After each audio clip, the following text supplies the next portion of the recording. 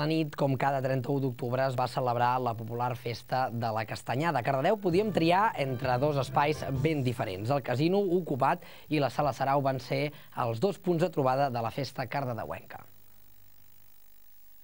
Va començar abans, va ser la de l'espai alternatiu del casino.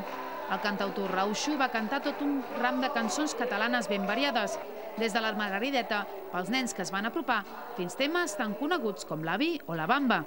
Per acabar, i com que el públic volia més, es va animar amb algunes cançons del grup que l'han fet popular, el Rauxa.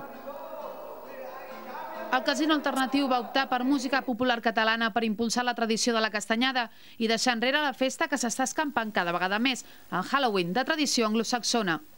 Més entrada la nit, uns amics de Sabadell van estar punxant música fins a la matinada.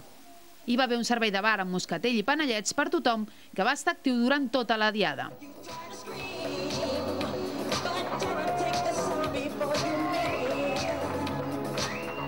I ja passada la mitjanit, si ens apropàvem fins a la Sala Sarau, podíem viatjar en els temps per viure la castanyada amb els dinosaures, que amenitzaven la festa amb rock dels anys 80.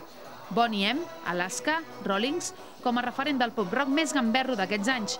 Els dinosaures, format per 4 cardedeuencs, ja havien punxat aquest estil de música en les últimes festes majors de Cardedeu.